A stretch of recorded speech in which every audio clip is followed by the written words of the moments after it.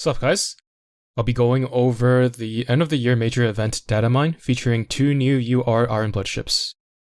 I won't be reading everything on the Datamine, just highlighting the important points and giving you my opinion. I'll leave a link to it in the description if you want to look over all the numbers yourself. Without further ado, let's jump right into it with the first ship, Fritz R.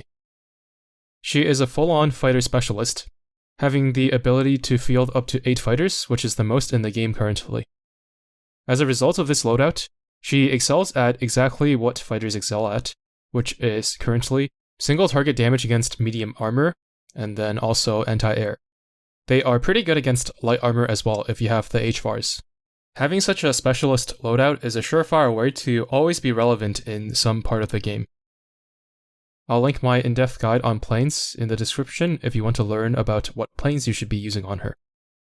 Rume is also very unique because she has a non-negligible amount of firepower damage in her kit, including a light cruiser gun that she can equip and a ghost heavy cruiser gun. This does make her not as straightforward to calculate though, compared to other carriers.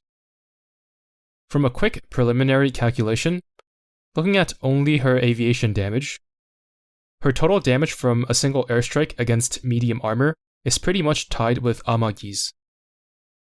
This means that when you factor in her light and heavy cruiser guns, she is at worst the second best carrier against medium armor bosses after Nakimov, but depending on the accuracy of those guns, she has the potential to be even stronger than Nakimov.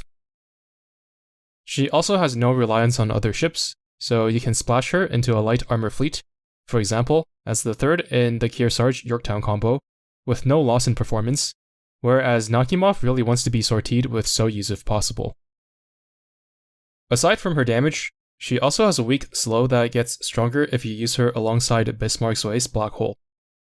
It probably doesn't need to be said that this is likely the best option when the fight calls for Bismarck's utility, but that's more of the cherry on top of Bismarck's cake.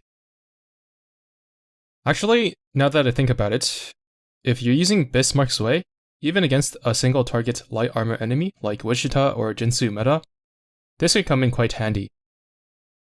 Typically, you would probably use Bismarck's Way, Alsace, who are the 2 strongest battleships against light armor, and then either Vanguard or Implacable to round out the fleet depending on your needs. With Rume, as the third, she can provide enough of a slow for the battleships, while dealing much more damage than Implacable, and the combination of her slow, universal debuff, and higher personal damage will probably make her better than Vanguard as well a lot of the time. She also has a universal 8% damage debuff, which is incredibly good, and once again, very flexible. Lastly, she can clear her detection gauge up to 3 times, but needs multiple enemies on the field, so it'll likely come into play only in campaign. Since her loadout also allows her to field 4 pancakes and 4 wyverns, or 8 pancakes if you so wish to, she'll be one of the best ships in Chapter 15 as well, but I don't think this part will be particularly useful against solo bosses. Also, you probably shouldn't rely on her for interception despite her 2 guns, because they have enough range that they'll always be shooting at enemies, meaning that there's a good chance that they'll be on cooldown when you need them for interception. In terms of her position on my carrier tier list, I might have to shuffle things around in the S tier because she's now in direct competition with Nakimov as a fighter-focused carrier. I'll have to consider whether I should move the torpedo-focused carriers in front of the fighter-focused ones as well, when taking into account the overwhelming advantage that they have over battleships. Moving on, we have Z52, who is also absolutely insane. In terms of damage, she's top of the line, being probably closer to the likes of Hindenburg than Plymouth. On top of that, her damage is tied to her barrage, which is tied to main gun shots, meaning it'll probably be viable to use her with a single 113mm. I'm not sure yet if it'll be her optimal loadout for damage, but it will certainly be one of the best options, especially with her barrages being fully aimed and ignoring shields, which a regular gun cannot. This means that you don't even need to spend hundreds of plates to upgrade a plus 13 rainbow gun to maximize her damage, like Mogador, much less 2 like Hindenburg, and you can make the most out of Z52 with just a plus 10 gold gun. She also has no weaknesses across armor types thanks to her barrage being completely armor agnostic, much like Kawakaze. However, unlike Kawakaze, she has a lot more to offer than just damage. Her survivability is great as well, likely being able to main tank all of campaign with just a little bit of support for the last chapters. In terms of just her damage and survivability alone, she's already above Bayard in performance, which is a pretty decent start. On top of that, her anti-air is incredibly high thanks to her Ghost anti-air gun, which is activated only 10 or so seconds into the battle, and with that, her anti-air is higher than the likes of even Scylla. Her anti-submarine capabilities are higher than the average destroyers as well, thanks to her naturally high anti-submarine stat.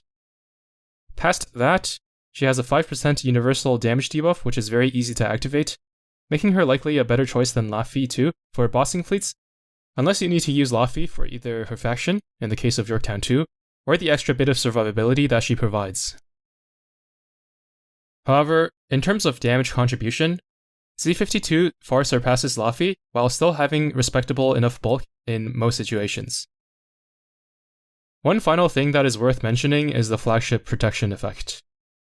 Planes are the most dangerous for your main fleet in Chapter 15, and you can use Musashi to absorb all of the planes that leak through.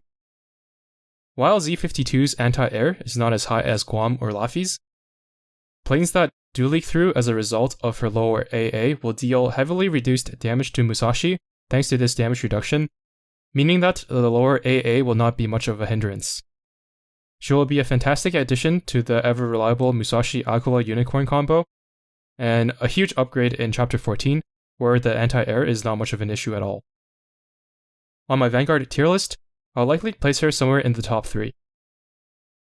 It's hard to say that she's better than Eldridge Retrofit because of how special Eldridge is, but as a jack of all trades, I don't know if I can really place her lower than Plymouth with her high damage, survivability, anti-air, and anti-submarine. I'll think about it and get back to you when I have her raised and verify her damage output. Due to the two URs being as powerful as they are, it's a little difficult to get excited for the lower rarity ships. It doesn't help that Duisburg isn't all that powerful for a modern SSR, just like her sisters Magdeburg and Regensburg. It's a shame because all three sisters have great designs in terms of their art. As for the purple destroyers, you can't expect too much. Hypermeta herself is actually quite decent, with bulk exceeding that of runes, so I'll eventually test her in battle to see if her damage can match up to that as well. I'm too lazy to calculate her damage output, and I'm not confident that it would be accurate anyway. In this event, there are no new equipment, so I'll take this opportunity to go over the new skins instead, because boy are there some amazing skins this time around. The first one that really stands out is the A-Gear skin. From the moment I saw the reveal, I already knew it was a top 5 skin all time in the game. Even though A-Gear already has 2 amazing skins, Yinsang somehow managed to top himself once again. I literally cannot nitpick anything with the skin. The angle, pose, lighting, colors, clothes, it's all perfect. When they teased these massive jugs before the stream, I was actually slightly concerned because they were a little too big even for me, and I like Kashino, but I assumed that it was just one frame in a live 2D animation sequence, and it turns out I was right. By the way, I haven't even had the time to play around with the live 2D yet, but I've already made my mind up just from the still art. The other skin I'm eyeing for this batch is Janus. At first I was a little bummed out that it was a static skin, but I realized that I don't like poses like these in live 2D, so it's not a big deal. More Janus interactions are always welcome in my book. The Bismarck skin is quite nice as well, but I still do prefer Bismarck Sway's base, as well as the Cafe skin over this one, so I'm going to skip out on it personally. In the next batch, I'm most looking forward to Nakimuff of course, and I'll likely pick up both Halford and Dyson's skins as well.